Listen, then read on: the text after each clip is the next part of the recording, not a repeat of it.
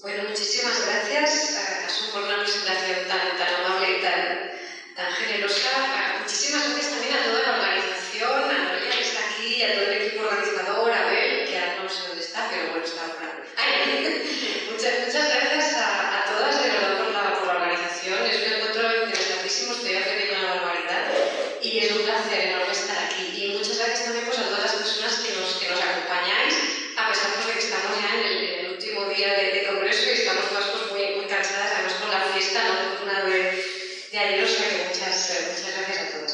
Bueno, yo para dar la charla me voy a levantar, voy a copiar el método de Iñaki, que me ha parecido más práctico. Y bueno, pues eso, yo quería contaros algunas cosas sobre cómo podríamos reconciliarnos con el resto de seres vivos, con el resto de especies, y voy a trabajar un poquito pues, con estos tres conceptos del decrecimiento, el veganismo y el rewilding.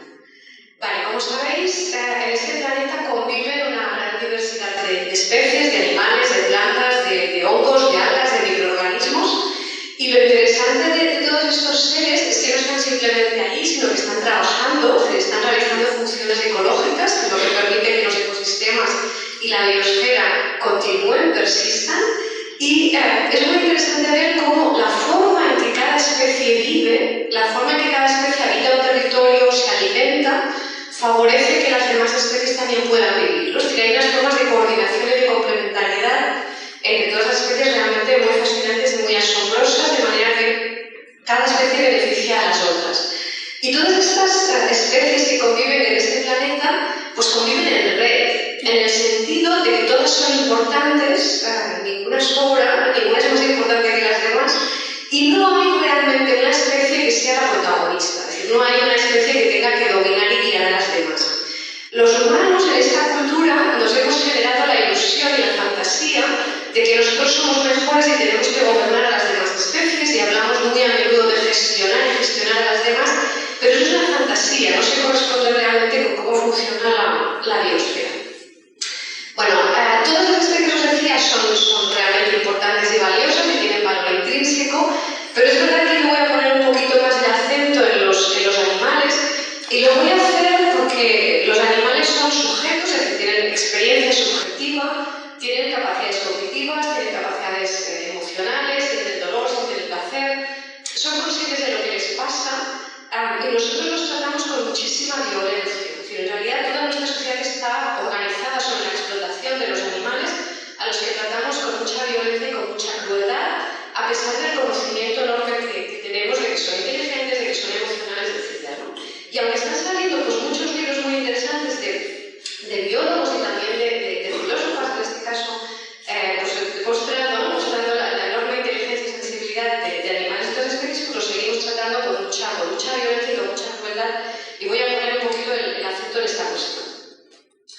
Bueno, el gran problema, uno de los grandes problemas que me preocupa, que nos preocupa a todos, es que los humanos hemos puesto en marcha una extinción masiva de especies, que ya es muy grave, ya estamos realmente pues, en una situación muy peligrosa, y esta extinción no comenzó ayer, ojalá hubiera comenzado solo ayer. Desgraciadamente los científicos están cada vez más convencidos de que comenzó hace como mínimo 50.000 años, quizás más, pero como mínimo 50.000 años.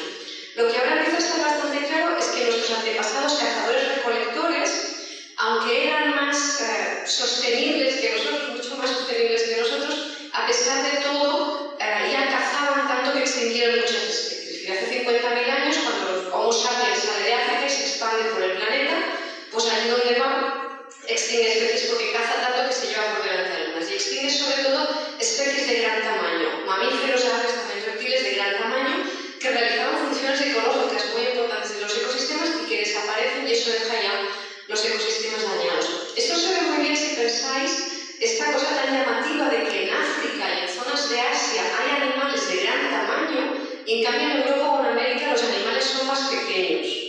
Y uno se preguntaría ¿por qué? Bueno, pues es que en Europa y en América también había animales muy grandes, en la península ibérica también había elefantes y mamuts y leones y hienas. El problema es que los exterminaron nuestros antepasados. Y esto creo que es importante tenerlo en cuenta, porque quiere decir que la extinción de especies no comienza ayer, comienza hace muchos miles de años, y por lo tanto se acumula la degradación en los ecosistemas. Bueno, luego un momento en que realmente se empieza a acelerar ya un poco más, empeora la situación con la extinción de especies,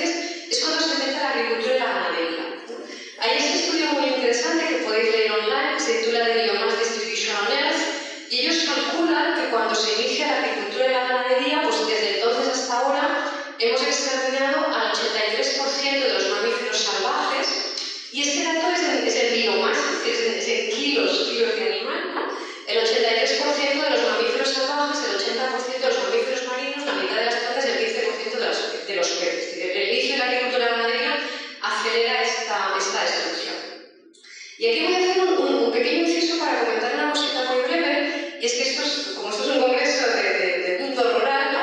Hemos visto mucho este típico dualismo entre el campo, el mundo agrícola y la ciudad, y ha habido muchas tensiones, pero en realidad estas tensiones son un poco, si me lo permitís, absurdas, porque la ciudad es un invento de la agricultura. Es decir, es cuando aparece la agricultura cuando se inventan las ciudades. Porque la invención de la agricultura es lo que permite el aumento de la población humana y es lo que permite el sedentarismo. Es decir, antes de la agricultura lo que había eran cazadores-recolectores nómadas de poblaciones muy pequeñas. Es decir, que las personas que son como muy críticas con la ciudad y para salir de la ciudad lo que defienden es la agricultura, es muy absurdo porque la agricultura y la ciudad van juntas. O sea, si no te gustan las ciudades, lo que habría que defender es la caza-recolección nómada, porque eso es realmente lo diferente. Bueno, volviendo a la cuestión de la extinción masiva, pues esta extinción se acelera a partir de lo que Iñaki ha denominado, ¿no? la gran aceleración en las últimas décadas, y hoy en día pues estamos en esta situación tan complicada que tenéis allí, son los datos del mismo artículo. Pues actualmente en términos de biomasa de todos los mamíferos del planeta ya solo el 4% son salvajes, el 36% somos humanos y el 70% es ganado, y de las aves el 30% son salvajes y el 70% es ganado. Y esto implica muchas cosas. Esto quiere decir que estamos eliminando a los animales salvajes. Eso quiere decir que los cazamos, que les ponemos veneno, que los expulsamos, podemos producir muchísimo sufrimiento entre los animales salvajes, familias desestructuradas, etc. Y pensar que los animales salvajes son seres inteligentes, con emociones, con relaciones sociales, que cada vez que matas a un animal, cuando son animales sociales, no solo la pérdida de ese individuo, es su entorno, es su familia que lo busca, que lo echa en falta, eso genera muchísimo dolor, pero luego además todos estos animales de ganadería son animales, la inmensa mayoría de ellos, muy maltratados, tratados con muchísima violencia y que tienen muertes horribles en los mataderos, ¿no? Por lo cual todo esto es un sistema que causa muchísimo dolor, además de que causa también pues, devastación medioambiental, ¿no? El desorden de los ecosistemas. Bueno, yo creo que esta es una tesis que sí que no la comparte todo el mundo, sé que es una tesis polémica, pero una de las causas que motiva toda esta extinción masiva y esta desestructuración de los ecosistemas es la domesticación de los animales. Un ejemplo muy claro es el caballo. Los caballos salvajes realizaban funciones ecológicas muy importantes en los ecosistemas que beneficiaban a muchísimas otras especies, y lo que hicieron algunos humanos hace 6.000 años es domesticar al caballo y sacarlo, por tanto, del ecosistema y utilizarlo como vehículo de transporte, como vehículo para transportar personas y mercancías, y muy especialmente usarlo como vehículo de guerra. Es decir, el caballo cuando es domesticado se le usa muy rápidamente como instrumento de guerra. Y esto quiere decir que ese animal que era beneficioso para el ecosistema, de repente se lo usa contra otros humanos como instrumento de guerra, contra otros animales, por ejemplo en la caza, y al propio caballo pues, se le trata con muchísima violencia, ¿no? Los caballos son de los animales más maltratados que hay. Nos pasa algo similar con el lobo. El lobo realiza funciones ecológicas en los ecosistemas.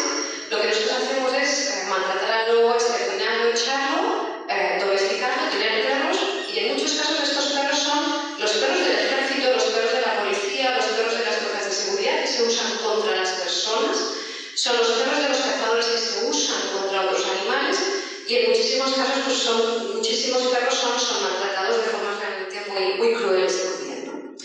Y aquí podríamos poner una lista de ejemplos, voy a parar aquí porque si no la lista sería muy larga, pero lo mismo, ¿no? Los jabalíes realizan funciones ecológicas, los domesticamos, los convertimos en cerdos, son animales maltratados y ya no hacen estas funciones ecológicas. Bueno, yo voy a insistir aquí en algo que creo que es obvio, pero que hemos olvidado, y es que la biosfera no necesita animales domesticados, de ningún tipo, ni vacas, ni gatos, ni perros. Los animales domesticados no son necesarios para la biosfera.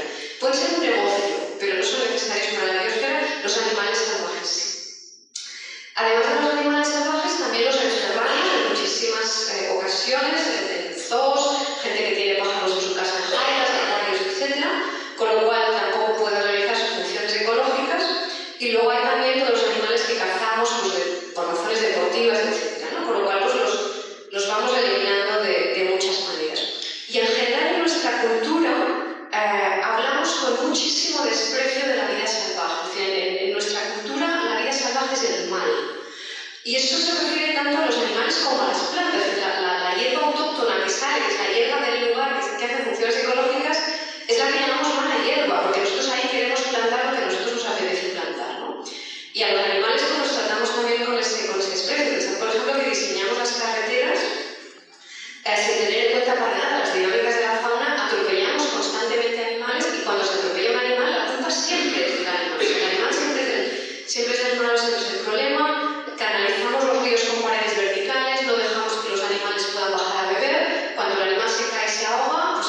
fuente de contaminación, si los tratamos con muchísimo desprecio, ¿no? Porque en nuestra cultura el mal es el animal salvaje, es la planta salvaje. Es decir, el mal es aquello que no se somete, que no hemos dominado, porque tenemos una visión de que lo correcto es el animal dominado, es la planta dominada, es el campo de cultivo, y lo que no está dominado, sometido, controlado por nosotros, eso es el mal. Bueno, si vamos a buscar las causas de la crisis ecológica, de la extinción masiva, del calentamiento global, de la contaminación, para la mayoría de la gente las causas más evidentes son el capitalismo y el colonialismo, de los cuales pues, en este congreso hemos hablado muchísimo. Yo estoy de acuerdo en que el capitalismo es barbarie, el colonialismo es barbarie, pero me parece que a veces nos cuesta darnos cuenta de que hay causas más profundas de todos estos problemas, de los cuales nos cuesta más hablar de esas otras causas, que para mí son pues, el antropocentrismo, el especismo y el dualismo metafísico. Bueno, yo creo que una de las autoras, una de las filósofas que explica mejor esta cuestión del antropocentrismo es Val Plumwood, que es una filósofa ecofeminista, para mí es una de las más interesantes. Y ella nos decía, por ejemplo, que claro, el antropocentrismo es una cosmovisión entre muchas posibles, puede ser antropocéntrico, puedes tener otras cosmovisiones, pero en nuestra cultura, en nuestra religión, la gente cree que el antropocentrismo es el sentido común. Es decir, es una cosmovisión tan enraizada que tiene pues, ya unos miles de años, tampoco son tantos miles de años, pero se ha enraizado de tanta forma que para la gente es el sentido común. Y aquellas cosmovisiones que no son antropocéntricas, por ejemplo las cosmovisiones de cazadores-recolectores, las cosmovisiones animistas, se nos presentan como algo irracional y como algo primitivo, ¿no? Fijaos que nuestra cultura agrícola ganadera tiende a hablar con muchísimo desprecio de los cazadores-recolectores, ¿no? Los consideramos inferiores, ¿no? Esa gente rara del pasado. Hablando precisamente para defender sus posiciones, ¿no? Sus críticas al antropocentrismo, pues se inspiró muchísimo en culturas de cazadores-recolectores por las que ya sentíamos muchísimo aprecio. Y una de las cosas que nos dice Val Plumwood es que el antropocentrismo, esta cosmovisión en la que nos hemos encerrado, por un lado nos lleva a cometer errores éticos porque tratamos muy mal a las otras especies, pero también nos provoca un error cognitivo, que distorsiona nuestra comprensión de la realidad, porque creemos que somos tan importantes nosotros los humanos y tan protagonistas que eso no nos deja entender realmente cómo funciona la biosfera. Lo que nos dice el antropocentrismo es que la especie humana sería superior a todas las otras, ¿no? Nosotros no formaríamos parte de ese tejido de la vida, sino que seríamos un ser superior, nos hemos inventado que hemos sido creados por dioses de manera diferente. Pues que los mitos de la creación de culturas animistas y los mitos de la creación de culturas de religiones monoteístas no tienen nada que ver, ¿no? Sobre el mito cristiano, pues el ser humano es distinto del resto de especies, eso no pasa en otras culturas que no son tan antropocéntricas.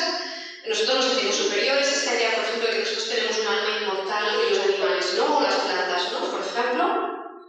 Y tenemos esta visión que en el cristianismo es muy obvia, y en la cultura ganadera y agrícola es muy obvia, de que el resto de especies están aquí para servirnos a nosotros, ¿no? Todos los demás están a nuestro servicio, su función es servirnos.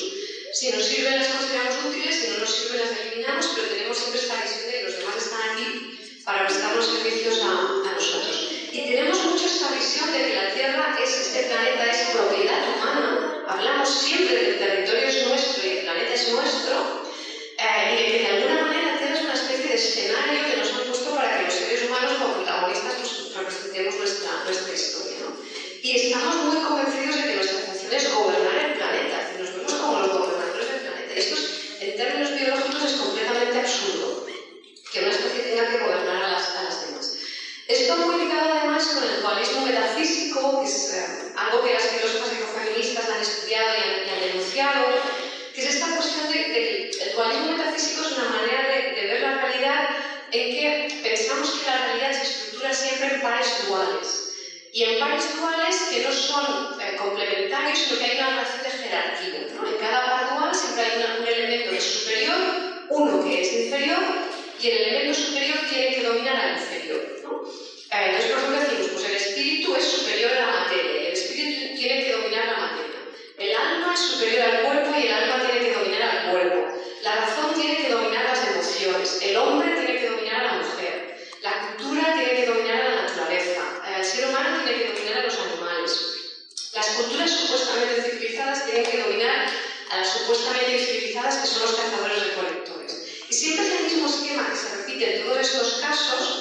Y normalmente el hilo conductor es la cuestión de la racionalidad, ¿no? Siempre se considera que hay un ser que es racional e inteligente y otros seres que no lo son, ¿no? Entonces ha habido siempre este discurso, los hombres son más racionales, bueno, sí, ha habido siempre este discurso en el antropocentrismo. Los hombres son más racionales, las mujeres son más emocionales. En nuestra cultura civilizada supuestamente es más racional, los cazadores-recolectores son irracionales. El ser humano es racional, los animales son irracionales, ¿no? Se repite un poco siempre ese mismo esquema, que es lo que detectaron y explicaron muy bien las autoras ecofeministas, cómo en todas estas formas de justificación de la explotación el argumento de fondo es siempre el mismo, ¿no? Hay alguien que supuestamente es más racional, más inteligente y tiene que gestionar a estos otros seres que supuestamente son menos inteligentes y menos racionales, y si no son guiados por ese ser racional, pues no sabrían pobrecitos lo que tienen que hacer, ¿no? Entonces esta visión que tenemos de que los animales, las plantas, los ecosistemas, si no los gestionamos nosotros, no saben qué hacer, es el mismo prejuicio de que las mujeres pobrecitas, si no tienen un señor que las guíe, no saben lo que tienen que hacer tampoco, ¿no? Y todo esto pues simplemente es una ideología del dominio, es decir, es una lógica inventada para dominar, como he explicado muy bien, como explicaba muy bien Karen Warren, ¿no? Cuando hablaba de la lógica de la dominación, ¿no? Es una estrategia de justificación del dominio. Bueno, la filosofía ecofeminista yo creo que es la filosofía que más ha sabido denunciar, ¿no? Analizar, denunciar esta mirada dualista y bueno, hacernos ver que la vida funciona de otra manera. Y una idea que para mí es muy importante dentro del ecofeminismo y creo que es muy útil para pensar la crisis ecológica y para ver si la resolvemos, es darnos cuenta del paralelismo que hay entre esos dos tipos de trabajo sin los cuales la sociedad humana es imposible, ¿no? Es decir, lo que nos dicen las ecofeministas es que si tú quieres montar una sociedad humana, dependes básicamente de dos pilares, que a veces pensamos que son cosas distintas, pero que en realidad son la misma cosa. Decimos que son dos pilares, pero es lo mismo en realidad, ¿no? Nosotros dependemos del trabajo que realiza la biosfera. Nosotros dependemos de que las plantas hagan la fotosíntesis, de que los hongos trabajen, de que las lombrices trabajen, de que los lobos trabajen, de que haya el ciclo del agua, ¿no? Dependemos de todo esto. Y dependemos también de eso que llamamos los trabajos de los cuidados, de todo este trabajo que típicamente han realizado las mujeres de cuidar a los niños, de cuidar a los enfermos o de limpiar los espacios. Y las ecofeministas lo que hacen es decirnos, en realidad no son dos tipos de trabajo, es el mismo. Si lo que hace una lombriz o lo que hace un elefante es muy parecido a lo que hace esa madre que está cuidando a sus hijos o esa gente que está limpiando un hospital, ¿no? Esas son las tareas que sostienen la vida y que mantienen la vida. Y sin embargo, un problema con nuestra civilización es que desprecia a estos seres que justamente están sosteniendo la vida. Es decir, tenemos una sociedad que, pues aquí en la península ibérica estamos destruyendo Doñana, ¿no? Estamos destruyendo las lagunas de Doñana, a pesar de que sostienen vida, es el humedal más importante de Europa, sostiene la vida de muchas especies, pero lo estamos destruyendo y lo despreciamos, ¿no? Y no nos importa, colectivamente me refiero, y eso es similar, ese desprecio y ese maltrato es similar al hecho de que, por ejemplo, las personas que limpian un hospital, sin las cuales un hospital no podría funcionar, son las que tienen el sueldo más bajo del hospital. Es decir, maltratamos más a quien hace lo más básico. Por lo tanto, maltratamos a aquellos seres de los que dependemos. Y esta es una paradoja que las ecofeministas han analizado mucho, porque nos hace ver que nuestra sociedad no ataca a un enemigo externo, no nos estamos peleando con los marcianos de Marte, sino que ataca a aquellos seres sin los cuales no podría existir. Es decir, atacamos a aquellos seres que nos mantienen con vida. Por tanto, es un proceso de autodestrucción. Es decir, nuestra sociedad se está autodestruyendo al maltratar y despreciar a estos seres sin los cuales no podría existir. Bueno, yo creo que esto lo explica muy bien Robin Wall Kimmerer, esta señora que probablemente conocéis, y probablemente todo el mundo ha leído el libro, ¿no? Esta señora que es bióloga, es botánica y desciende de una cultura de cazadores-recolectores canadienses. Y ella lo que hace es decir, bueno, pues efectivamente somos ecodependientes e interdependientes y lo que tendríamos que hacer es, en vez de considerar inferiores a estos seres que nos sostienen, pues darles las gracias. O sea, no solo no considerarlos inferiores, sino darles las gracias, tener con ellos, con ellas una actitud de agradecimiento. Y cuando vives con agradecimiento tu ecodependencia y tu interdependencia, la realidad cambia completamente, ¿no? Tu cosmovisión cambia completamente. Y en este sentido, ella lo explica de una manera muy potente, la gratitud es revolucionaria, ¿no? Cuando tu actitud con la lombriz y con el lobo y con la garza y con el escarabajo y con la gente que limpia un hospital, limpia una escuela, cuando tu relación es de gratitud,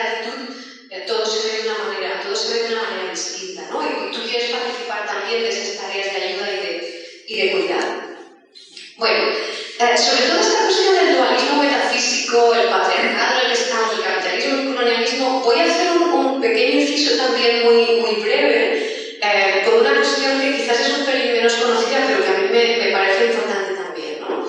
Y es que, claro, muchas veces cuando hablamos de que estamos pues, en un sistema dualista, ¿no? Este dualismo metafísico, en un sistema patriarcal, muchas veces pensamos, pero el patriarcado ¿cuándo arranca, ¿no? ¿Y por qué? Y sabemos un poquito sobre eso. Pero sabemos un poquito y ese poquito que sabemos me parece que es importante pues, difundirlo para que esa información circule. Bueno, aquí el trabajo realmente importante pues, ha sido de esta arqueóloga que se llama Magin Puntas, ¿no? Que ha sido pionera en toda esta cuestión y que pues, empezó a explicar hace unas décadas, para contrariedad de muchos arqueólogos pues, que no lo habían planteado así, pues ella empezó a explicar que en los inicios del Neolítico todavía pervive, y pervive hasta hace relativamente poco tiempo, todavía perviven en zonas de Europa, zonas de Oriente Medio, zonas de la India, culturas que son prepatriarcales. Que no quiere decir que sean un matriarcado perfecto, pero que no son patriarcales. Sociedades que todavía son bastante igualitarias en cuestión de género, bastante igualitarias en cuestión económica, diríamos, bastante pacíficas. Que insisto, no son perfectas, o sea, no hay ninguna sociedad perfecta, ¿no? Pero bueno, que son sociedades pues, relativamente pues, todavía pues, sobrepatriarcales, pacíficas, igualitarias, etc., que existían pues, todavía en los inicios del Neolítico, zonas de Europa, zonas de Oriente Medio, zonas de la India, y que van a ir desapareciendo progresivamente a partir pues, de hace 6.000 años, 4.000 años, 3.000 años, en el proceso paulatino, van a ir desapareciendo porque son invadidas por toda una serie de culturas que vienen de lo que ahora son las estepas rusas y las estepas de Ucrania, y son estas culturas que María Yeputas llama los kurganes, y que podemos decir también que son los protoindoeuropeos, que es la cultura de la que deriva nuestra cultura hoy en día, ¿no? Y las culturas pues, van arrasando esas otras culturas previas que habían, que eran más prepatriarcales. Esto, si no habéis leído sobre la cuestión y no lo habéis pensado, y os recomiendo mucho empezar por este libro de Ryan Eisler que se titula El cáliz y la espada, que para mí fue un libro absolutamente revelador, porque cuenta muy bien este cambio que se produce y además te ayuda a ver cómo en nuestra cultura, que ahora es una cultura pues, indoeuropea, ¿no? Patriarcal, cómo perviven algunos rastros de cuestiones raras como que no encajan, que son rastros de estas culturas previas prepatriarcales, pero que no hace tanto tiempo todavía estaban ahí. Hace 3.000 años todavía, en algunos lugares, pues aún perduraban. Bueno, ¿quiénes eran estos kurganes o estos protoindoeuropeos que de repente pues, destruyen estas sociedades prepatriarcales? Bueno, pues el libro de David Anthony, The Host, The Will and Language, que os recomiendo muchísimo, lo explica con mucho detalle y un trabajo arqueológico muy importante en estos últimos años. Y estas culturas protoindoeuropeas de las que derivamos nosotros, ¿no? Pensad, por ejemplo, que la lengua protoindoeuropea que habla esta gente ha dado lugar pues, a lenguas pues, como las lenguas latinas, ¿no? El español, el inglés, tal, y muchas de las lenguas más habladas hoy en día, como el inglés, el alemán, el francés, el español, también otras lenguas en la India, por ejemplo, o en Irán, pues derivan de esta gente, ¿no? Es decir, es una cultura que ha tenido un éxito, entre muchas comillas, brutal, porque su modelo es el modelo que ahora es dominante en muchos lugares del planeta. Bueno, esta gente, estos kurganes, estos protoindoeuropeos, son la gente que domestica el caballo por primera vez. Y eso para mí es una pista fundamental, ¿no? Estas culturas, pues esto era una cultura patriarcal, muy duramente patriarcal, no se sabe muy bien por qué, pero era una cultura pues ya muy patriarcal, es decir, que tenían las mujeres en una posición inferior, era una cultura muy jerárquica, muy desigual, era una cultura que adoraba a dioses masculinos de la guerra, era una cultura que sacralizaba la guerra, para la cual la guerra era algo valioso, y era una cultura que se dedicó a expandirse con métodos de colonización. Es una cultura pues, que empezó a colonizar poco a poco, ¿no? Pues todos estos otros territorios que os decía antes, y su sistema de colonización es que esta gente eran ganaderos de vacuno, tenían pues, grandes rebaños de vaca. Estos rebaños los manejaban a caballo, aprendieron a domesticar al caballo, había un tipo montado a caballo que gestionaba estos rebaños de vacuno, y lo que hacían era ir conquistando el territorio y lo ocupaban con sus vacas. Es decir, usaban los rebaños de vacas para colonizar otros territorios. Este fue el sistema que fueron utilizando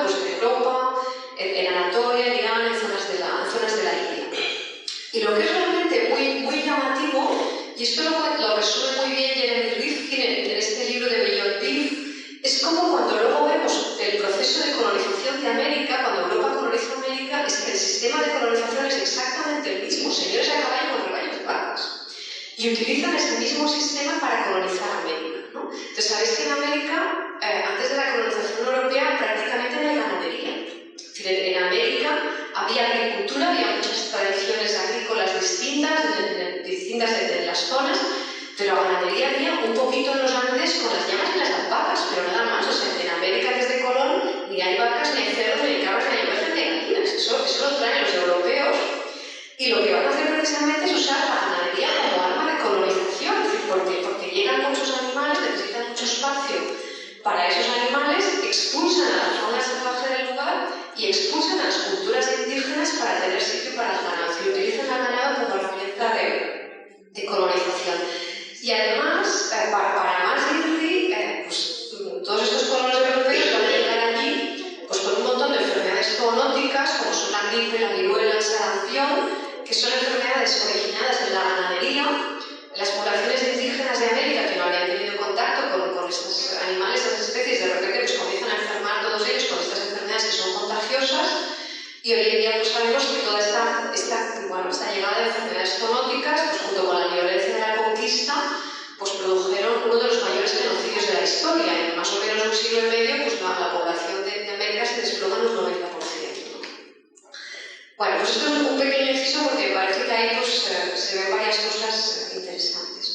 Bueno, entonces realmente ahora estamos en una situación de desastre total y hay que poner remedio a esto. Y a mí me parece que uno de los remedios importantes que hay que poner en marcha, una de las cosas importantes que tenemos que hacer, pues es emprender un proceso de crecimiento, que es algo de lo que ya hemos hablado pues, muchas veces en este congreso, ¿no? De hecho, ya sabíamos en los años 60-70 que teníamos que decrecer, eso en ese momento ya salen muchísimas publicaciones que hablan de esa cuestión, publicaciones que seguramente conocéis, ¿no? No voy a entrar ahora en eso. Y sin embargo, a pesar de que en los años 60-70 ya hay muchísima información sobre la necesidad de decrecer, pues no se hace todo lo contrario, es decir, se sigue aumentando en población humana y se favorece una serie de prácticas, de tecnologías que requieren muchos recursos y que son muy dañinas, ¿no? Pues aumenta el parque de automóviles, se generaliza la aviación o aparecen cosas como Internet, los móviles, los ordenadores, pues que consumen mucha energía y muchos materiales, ¿no? Con lo cual, ahora están, aunque no han pasado muchos años, desde los 60 estamos muchísimo peor. Y yo creo que eso es algo de lo que no tenemos conciencia, es decir, son muy pocas décadas que estamos muchísimo peor de lo que estábamos en los años 60. Bueno, naturalmente este decrecimiento que yo creo que hay que hacer, pues ha de ser un decrecimiento proporcional a la situación de cada cual. Obviamente, pues no son los cazadores recolectores del Ártico los que tienen que decrecer, el crecimiento tiene que ser proporcional a la región, a las clases sociales, y esto pues podríamos poner muchos ejemplos, pero a mí me gusta mucho este ejemplo que utiliza la gente de esta plataforma, que es la plataforma que era de tierra, ¿no? Grounded, donde nos recuerdan que el 1% de la población mundial es responsable de la mitad de las emisiones de la aviación comercial.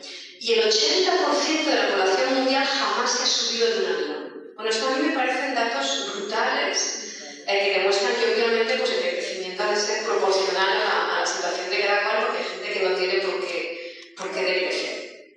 Bueno, en esta cuestión del decrecimiento hay un tema que para mí es muy importante, sé que es del polémico, ¿no? Que es la cuestión de la dieta, de la dieta basada en animales. Y bueno, pues ¿cuál es el problema de que comamos animales? Bueno, pues aquí básicamente dos problemas. Uno es la violencia contra los propios animales y otro es también pues, el daño que eso provoca a los ecosistemas, ¿no? El daño que provoca a los ecosistemas, pues la ganadería, la caza para consumo, la pesca, la piscicultura. La propuesta del ecologismo tradicional, podríamos llamarla, en esta cuestión, es que nos dice, ¿no? Las grandes organizaciones ecologistas nos dicen, bueno, pues renunciamos a la ganadería y a la pesca industriales y nos vamos a quedar únicamente con la ganadería extensiva y la pesca artesanal. Esto es un poco como la propuesta, digamos, hegemónica dentro de lo que es el movimiento ecologista, ¿no? El que hasta hace 4 días pues era como el discurso prácticamente único en el ecologismo. ¿Qué problema tiene esta propuesta? Pues que no es funcional, porque tú no puedes proveer de proteína a 8.000 millones de personas con ganadería extensiva y pesca artesanal. Esto no es viable. Esto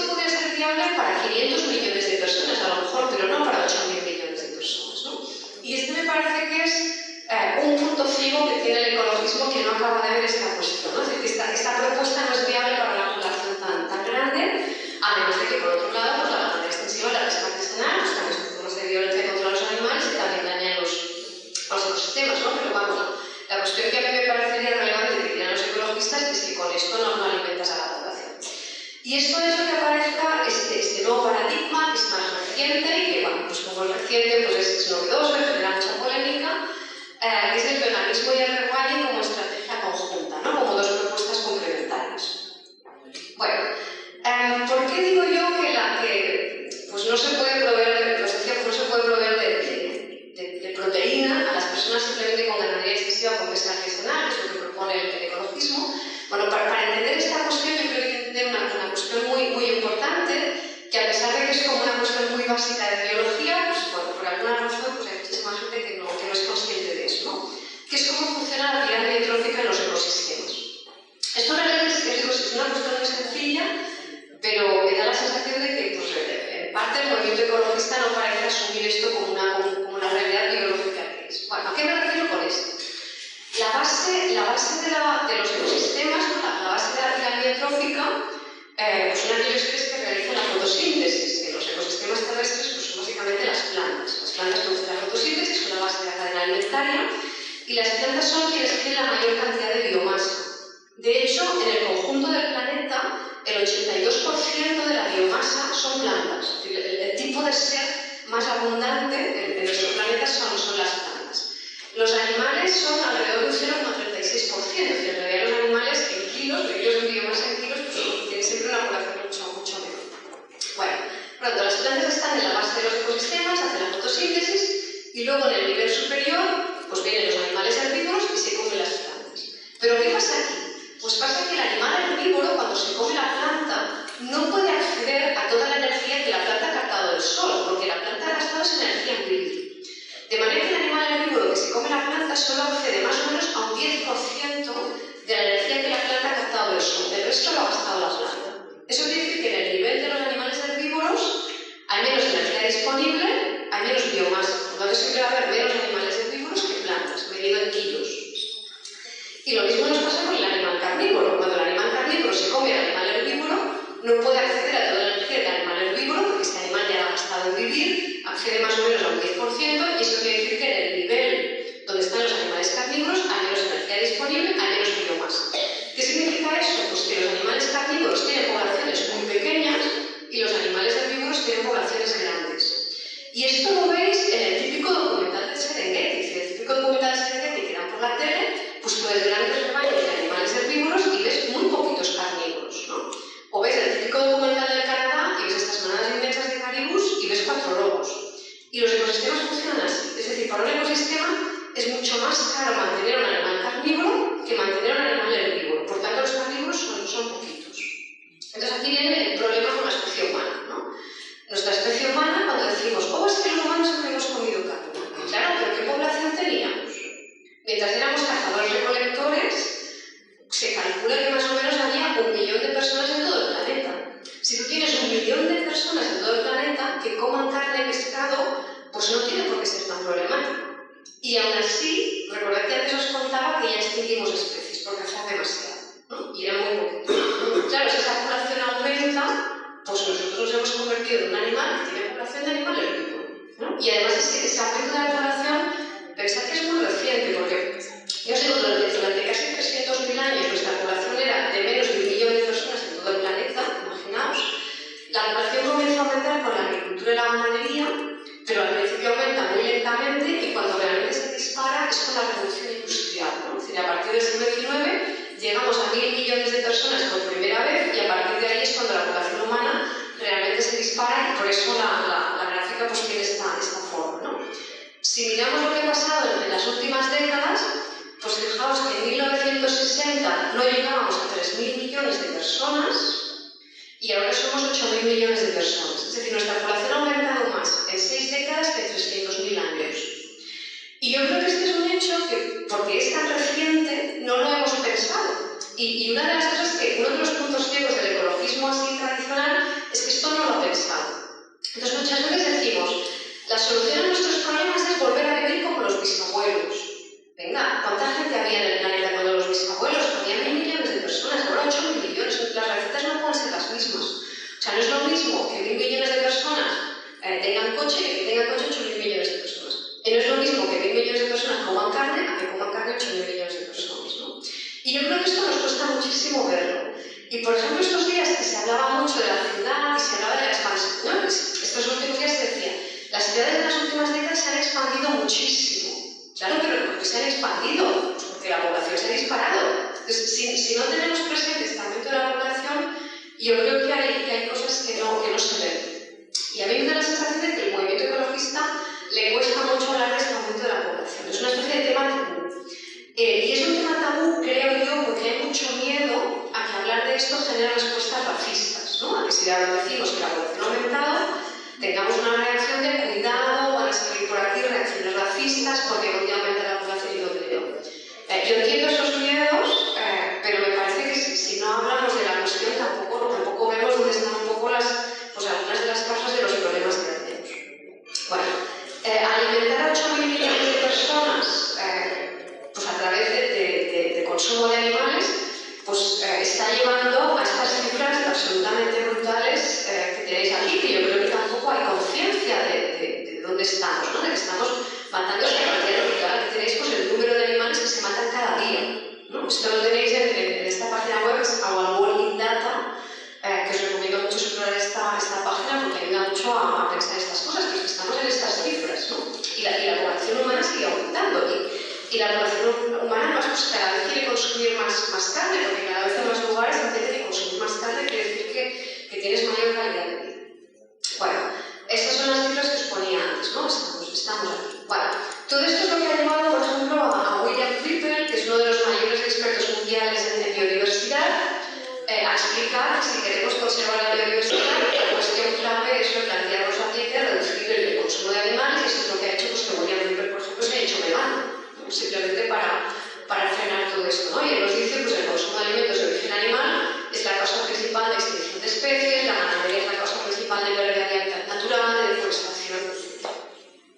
También ha salido este otro artículo reciente, en los últimos años han salido muchísimos artículos así, este artículo también reciente, pues la Human Carnivore, el hecho de que los humanos coman animales es la causa principal de extinción de animales vertebrados, ¿no? Estamos en esta parte. Vale, han salido muchos artículos, me voy a sacar algunos, pero una manera de ver esto pues es ver, por ejemplo, cuando tú estás produciendo carne, pues la cantidad de tierra que necesitas para producir esta proteína de origen animal en comparación con la cantidad de tierra que necesitas para producir proteína de origen vegetal, ¿no? Y esto pues os remito otra vez, si queréis, esta página de Our World in Data, pues tenéis ahí muchos gráficos que están basados todos en estudios científicos recientes para poder ver esta cuestión. Entonces, por ejemplo, aquí se ve pues, cómo organizamos el territorio, a qué cosas dedicamos más espacio, y vuelvo a la cuestión de la ciudad, ¿no? Estos días decíamos que las ciudades se expanden mucho y se comen el campo. Bueno, las ciudades en conjunto ocupan un 1% de la superficie terrestre habitable, que es muy poco. ¿Qué es lo que ocupa más espacio? La ganadería. La ganadería ocupa el 27% de la superficie terrestre habitable. Es decir, la ganadería ocupa tanto como toda América de punta a punta. Esto teniendo en cuenta tanto el espacio que ocupan los rebaños, por ejemplo, extensivo, como el espacio de cultivo de cereal, por ejemplo, para alimentar ganado intensivo. Si lo sumas todo, pues lo que está clarísimo hoy en día es que la ganadería es la actividad humana que ocupa más espacio, con muchísima diferencia respecto de cualquier otra actividad. Eso no quiere decir que las ciudades no sean un problema, las ciudades son un problema, pero cuando decimos es que las ciudades ocupan todo el espacio, no, las ciudades son el 1% nada más, y la gente en las ciudades vive apiñada. Perdona, es que tengo que preguntar sobre esto. Perdona, ¿podemos hacer las preguntas? Sí, porque igual es una cosa que va a salir, ¿no?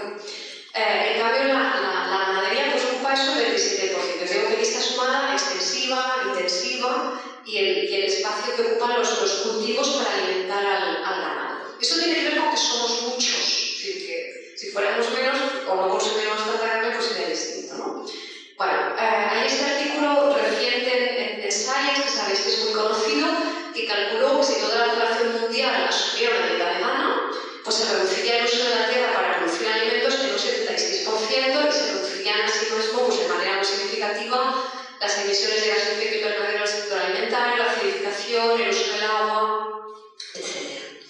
Esto es lo que ha llevado a esta propuesta conjunta de veganismo y rewilding, ¿no? De decir, bueno, pues si al menos una parte importante de la gente se pasa a dietas mayoritariamente vegetales, eso nos permite ahorrar muchísima tierra y esa tierra que ahorramos se la podemos devolver a la vida salvaje. Y esa podría ser una manera de intentar frenar la extinción masiva de especies. Naturalmente sabemos que no todo el mundo se va a hacer vegano, que nadie espera que los cazadores recolectores del Ártico se hagan veganos.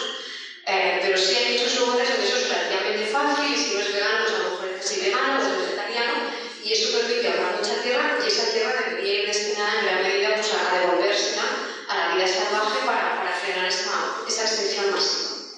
Bueno, además de esto también hay que tener en cuenta el factor colonial, es decir, muchas veces la carne se consume en un sitio y se deforesta en otro, es decir, mucha de la carne que se consume en España y que se consume en Europa está deforestando Latinoamérica, por ejemplo, ¿no? Y esto es de un documental que salió en un diario catalán, en el diario árabe, que explicaba esto pues, con muchísimo detalle, ¿no? Pues como en muchas zonas de Latinoamérica se está cultivando grano para engordar ganado, que luego a veces pues, se cría en España y luego se exporta también a otros sitios, ¿no? Porque esto es un proceso pues, ya de mercado global. Bueno, por otra parte pues están las emisiones también de la ganadería, por ejemplo. La ganadería también pues, genera muchos gases de efecto invernadero, tanto la intensiva como la extensiva también. Bueno, hay montones de artículos, algunos me los voy a saltar, pero por ejemplo pues aquí un estudio, ¿no? que comparó la producción de carne intensiva y extensiva y en los dos casos pues, las emisiones de gases de efecto invernadero son similares, es decir, las dos son muy dañinas en este sentido. Y por ejemplo, pues la ganadería es una de las, pues emite un tercio de nuestras emisiones de metano, por ejemplo, ¿no? Y ahora sabemos pues, que el metano es mucho más peligroso de lo que pensábamos anteriormente en relación con el cambio climático. Bueno, aparte de todos estos daños ambientales que produce, pues la ganadería además participa mucho de esta cosmovisión del dominio de las demás especies, porque la ganadería y el antropocentrismo pues van juntos, ¿no? En realidad, pues antropocentrismo, ganadería, cristianismo son lo mismo. Cristianismo y la ganadería son lo mismo. El cristianismo es ganadería, la ganadería es cristianismo, solo hace falta leer la Biblia para verlo, ¿no? Entonces, toda esta idea de que para una mentalidad ganadera el animal no es un animal domesticado, es un animal no sometido, que tú lo pones allí, luego lo llevas al matadero cuando quieres, y eso fomenta también esa mirada de odio a la vida salvaje, ¿no? Ese odio a la vida salvaje es muy propio del mundo ganadero. Los cazadores recolectores no tienen esa mirada de odio a la vida salvaje, ¿no? Entonces, esta idea, por ejemplo, de que el lobo es malísimo, ¿no? Que sale siempre, bueno, el Pirineo catalán, el oso es malo, malísimo, el zorro es malo, malísimo, eso es un invento ganadero. Eso los cazadores recolectores no tenían esa mirada. Bueno, por eso a mí me parece muy importante existir en las diferencias entre ganadería y caza-recolección, porque a veces cuando decimos los seres humanos siempre hemos comido animales, sí, pero no es lo mismo un sistema de caza-recolección que un sistema ganadero. Son cosmovisiones completamente distintas y son impactos completamente diferentes. Y en esto a mí me resulta muy interesante cómo, por ejemplo, dentro de gente que son descendientes de cazadores-recolectores, están llegando a las posiciones de defensa del veganismo desde esa mirada, desde esa cultura de la caza-recolección y desde una mirada muy crítica a lo que es la ganadería, por ejemplo, o la piscicultura. Y en ese sentido, me parece muy interesante, por ejemplo, el trabajo de Margaret Robinson, que es una académica canadiense que desciende de una cultura de cazadores-recolectores, que ya defiende el veganismo indígena y que ya dice que se ha hecho vegana a partir de las enseñanzas de sus antepasados cazadores-recolectores.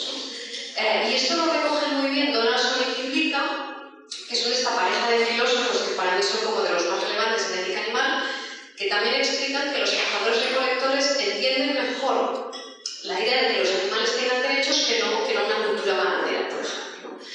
Luego, si alguien tiene mucho interés en los datos de los artículos, puedo pasar el PowerPoint sin problemas si alguien lo quiere. Bueno, Margaret Robinson, pues si queréis, tiene una charla colgada en YouTube que yo creo que vale mucho la pena, tiene varios artículos y yo creo que vale mucho la pena escucharla porque es una explicación del veganismo desde otro sitio y a mí me parece pues, muy inspirador lo que hace. Bueno, luego está toda la cuestión naturalmente en la ganadería del maltrato a los animales, no me voy a extender en eso, espero que lo conozcáis.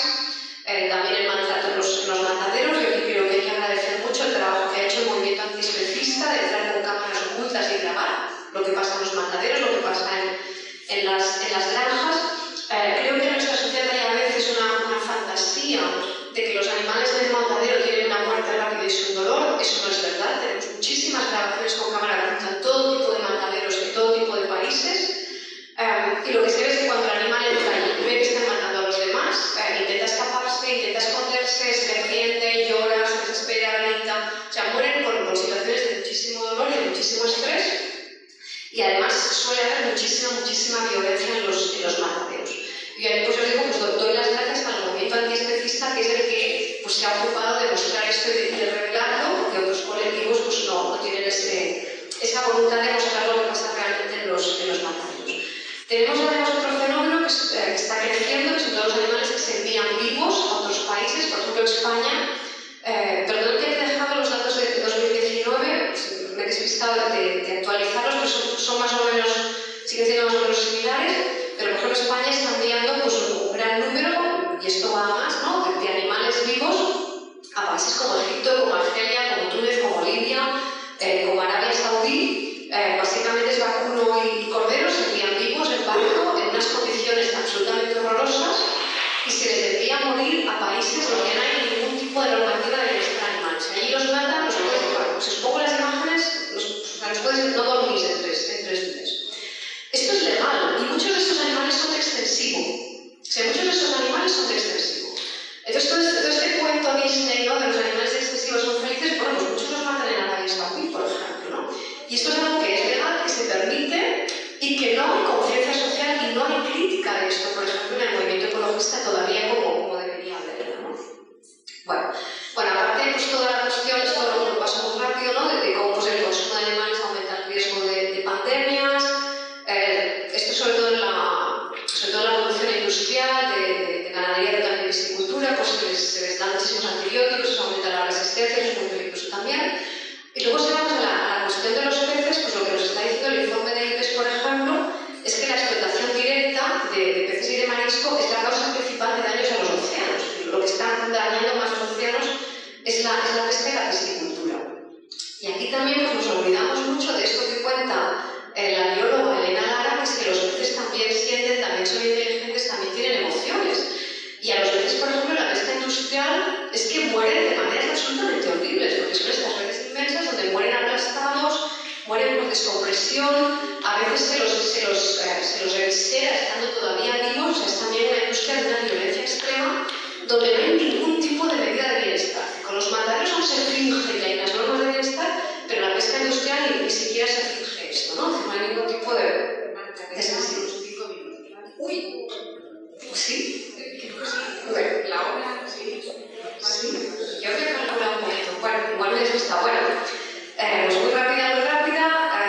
La pesca industrial además también contribuye a la emisión de gases de efecto invernadero, porque las redes de arrastre pues, levantan carbono, etc. Bueno, todo esto es un desastre. Cuanto más exploráis esto, pues mejor. Cuando yo creo que habría que pasar básicamente a dietas veganas, por supuesto, pues agricultura ecológica, de proximidad, todo este tipo de cosas que son más conocidas. Muy rápido del rewilding. La idea es que las dos ideas se complementan, porque si nos pasamos a dietas veganas liberamos espacio para la vida salvaje.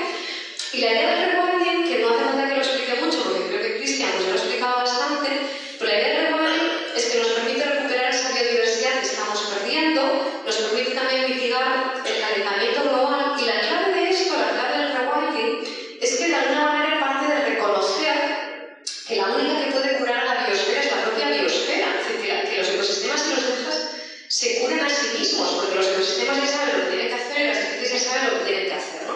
Entonces, lo que hace el rewilding es confiar en las otras especies, recuperar esa confianza en las demás especies, y eso, el gran reto para nosotros es que hay que ser humilde frente a eso, ¿no? Es decir, bueno, hay que renunciar a dominar, hay que renunciar a gobernar, hay que renunciar a controlar, y por lo tanto aceptar simplemente que los ecosistemas se gobiernan a sí mismos y que tú no tienes por qué imponerle al ecosistema que tiene que ser de tal manera, tiene que ser de otra, sino que dejas que el ecosistema por sí mismo pues salga adelante, ¿no?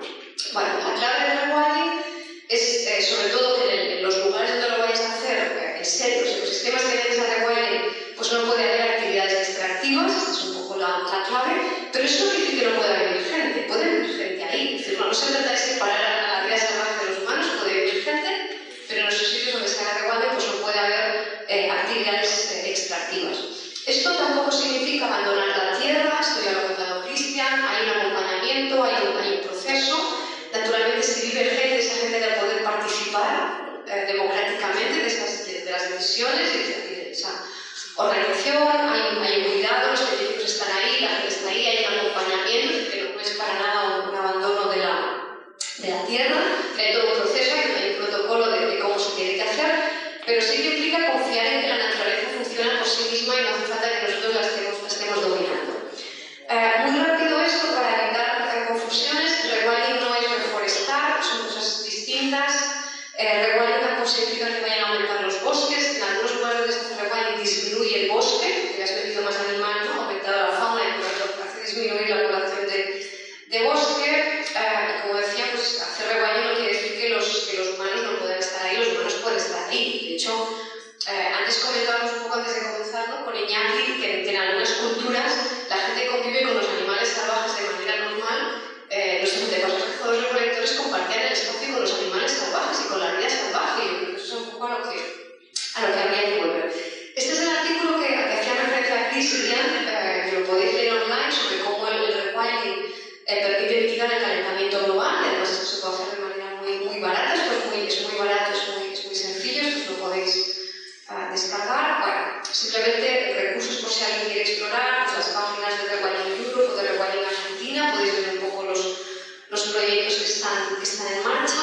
De esto hemos aprendido también muy bien también con lo que pasó en Chernóbil. Chernóbil, ya lo sabéis, fue una desgracia, un horror, pero desde que la gente se marchó de la zona de Chernóbil, a pesar de la radiactividad, a pesar de la reacción nuclear, hay muchísima riqueza de biodiversidad, ¿no? Eso nos ha servido para entender que cuando los humanos dejamos de hacer actividades extractivas, incluso aunque el lugar esté muy dañado, pues eso se llena de biodiversidad. Simplemente muy rápido, recomendaros algunas lecturas. El libro de Jordi Palau, Rewilding Iberia, que está pensado para la península ibérica, pues yo creo que es muy valioso. El libro de Cristian Moyano para explicar algunas cosas de ética, muchísima bibliografía. Insisto que si queréis el PowerPoint quien lo quiera se lo paso, o sea que no os falta que antes no si queréis. Bueno, que también puede haber un poquito de rewilding urbano en las ciudades.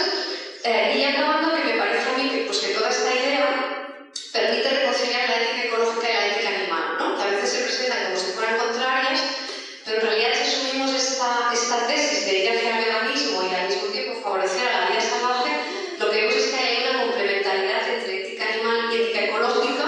En ese sentido, pues yo creo que el libro de Donaldson y Kimble, Zoopolis, que es de lo mejor que hay en ética animal, me parece que lo permite explicar muy bien. Y luego yo le añadiría también la conexión con el ecologismo. Me parece que entre todo eso ya hacemos el pack, ¿no? Y bueno, lo otro era simplemente deciros que, muy rápido, que salgáis al campo, los que por vosotros el campo se hace falta, pero si había alguien que no, pues que hagáis este proceso de recolectar, que os compréis una guía de insectos, una guía de plantas, los que no tenéis ya he sabido un montón, ¿no? Pero estas cosas, ¿no? Y bueno, y hacer estas actividades, ¿no? De volver en el sentido también de salvajarnos un poco también nosotros, ¿no? De salir ahí al campo y reconectar, pues eso es parte, que parte del rewilding es también que nos salvajemos nosotros un poco, y esta era